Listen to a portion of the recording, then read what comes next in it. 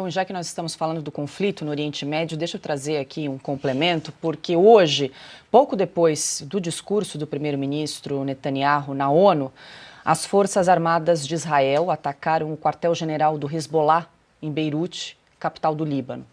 Os bombardeios atingiram subúrbios ao sul de Beirute, uma região conhecida como reduto do grupo Hezbollah. A área residencial foi estrategicamente escolhida pelos terroristas para usar civis como escudos humanos. Segundo relatos, o alvo era o líder do grupo terrorista Hassan Nasrallah.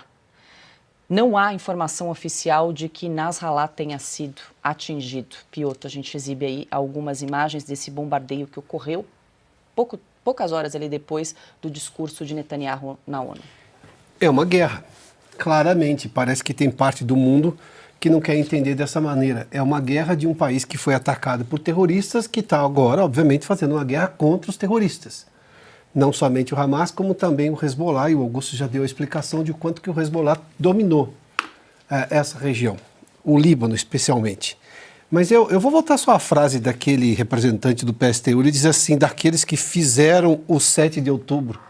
Fizeram o 7 de outubro, o significado disso é os terroristas que aterrorizaram a população civil de Israel num crime contra a humanidade. Aí eu não vejo nenhuma manifestação dessa gente contra, por exemplo, os terroristas do Hamas e do Hezbollah, como você agora trouxe essa informação, de usar civis como escudos. E aí, não há nenhuma preocupação com relação a isso? Porque tem uma coisa na guerra, o Alexandre cobriu guerra aqui e pode falar isso com muita propriedade. Não há crime quando você tem dois soldados se enfrentando. Essa é a lógica de uma guerra. Aliás, essa é a dignidade de uma guerra. Duas forças militares se enfrentam. Não há crime contra a humanidade quando você vai lá e destrói uma instalação militar e morrem soldados daquele grupo, como também o oposto. Você pode discutir se aquela guerra tem sentido ou não, e aí entram, obviamente, os negociadores de paz. Mas guerra entre militares, entre soldados, essa é a dignidade de uma guerra, desde os áureos tempos. Nós estamos falando, os romanos não há problema nisso. Agora, quando um grupo usa civis para se proteger, como o Hamas fez, montou um quartel debaixo de um hospital, um quartel de terroristas debaixo de um hospital. Veja a vileza dessa gente. Como é que você faz isso e você não tem crítica do mundo? Aí você volta à questão do Brasil na ONU. Eu tenho dificuldade de lembrar aqui, e recorro aqui aos meus colegas, de uma participação tão vergonhosa de um presidente no discurso. Acho que nem o Lula, nas outras participações, conseguiu ser tão ruim do que esta participação. Eu não consigo rememorar aqui, talvez haja, mas aqui neste caso, e que foi desmentido pelo Bukele, foi desmentido sobretudo pelo Milei. O Lula não conseguiu citar a Venezuela. A Venezuela está, digamos, no quintal de influência do Brasil, pelo tamanho que o Brasil tem aqui na América do Sul. Não conseguiu citar o assunto que foi o assunto mais comentado e debatido nesses últimos meses, do golpe de Maduro contra a população, do golpe contra a legislação, do golpe contra os próprios venezuelanos. Nada. Isso virou um silêncio. Aí vem essas coisas desses puxadinhos aí dos satélites do PT, como o PSTU, essas coisas todas. O próprio PSOL aqui teve manifestação pró-Hamas na Avenida Paulista. Tinha até padre da Igreja Católica.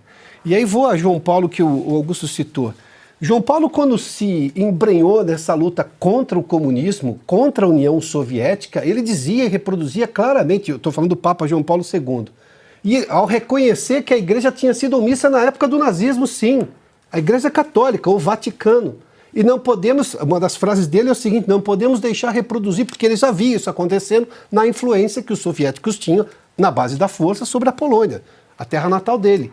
Aí nós vimos a genialidade de João Paulo II numa união com os Estados Unidos, e eu estou me referindo aqui a Ronald Reagan, e a gente viu o desmantelamento do que era, sim, uma espécie de nazismo soviético naquele momento, de uma influência completamente desumanizada.